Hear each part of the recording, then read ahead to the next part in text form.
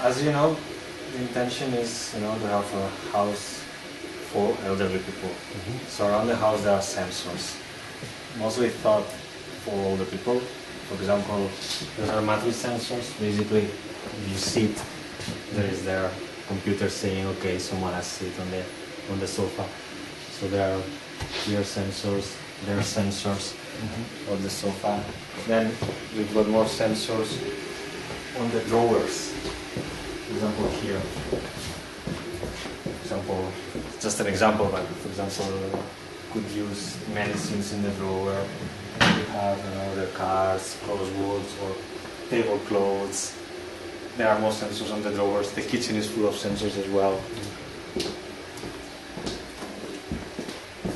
So basically, it's very good for the old people. They always keep things in order. So that's why there are some labels around where you should keep. If you wanna use the system, it would be nice that you use the same labeling. Yes. Keep the food, the coffee. For example, there's cleaning stuff here, the cooking stuff, the cutlery. Those are sensors. Those are contact sensors. Yeah. There are also some other sensors at the robot house. Those are it's called a geosystem. Basically, it's an electrical system. So whenever are those things here labeled. Okay. So basically, when you start, for example, the toaster, it just detects the energy consumption, so you can know when you know that there is a device connected to that sensor. There is also one sensor on the fridge, so every time you open the fridge, the system knows you have opened the fridge. Water sensors as well, so every time you open cold and hot water, the kitchen, on the bathroom. When you want to open? So basically, just the flow sensor detects if it's cold or hot water. You won't see it now, but on the computer I'll show you that every time you just... Bedroom also has got... What about... No, that's another thing. That's a Kinect sensor.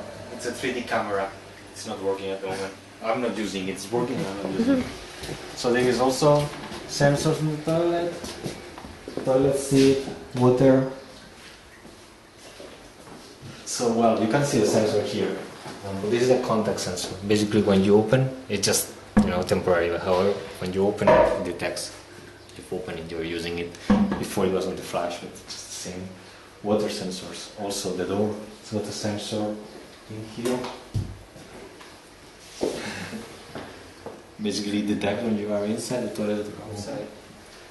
Bed sensors. Bed also has got a sensor, so the system knows if the user is in bed. More sensors on the drawers. This one is temporary here. So you got to place someday. And more sensors here. Basically, to know if you are using table sensors. There was also some sensor here. Yes.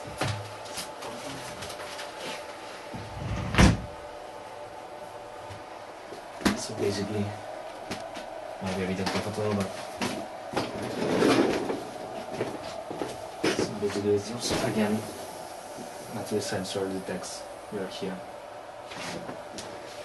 And I'll show you now how it looks. So basically all the sensors are connected to a database, right? And that shows you, for example, sensors are on or off. For example, go and open the fridge, please. Wait. So fridge is this sensor. When he opens it, it should become green. There you go, the fridge is open. Now you can close, thank you. Yep. Became red.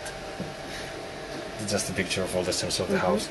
So once you have this, there is a system working. Basically, it's a combination of rules that says you can just combine all these sensors and say, all right, if I open the fridge and I take a cup and I just get some water, probably I'm drinking. So basically, there is an activity, what we call activity recognition system. So trying to detect these activities. The idea is to, I mean, we're trying to develop the system to be intelligent, so develop an intelligent house. Definitely. So if an old person would be, for example, sleeping too long, the system would know, okay, you've been sleeping too long, you should warn it.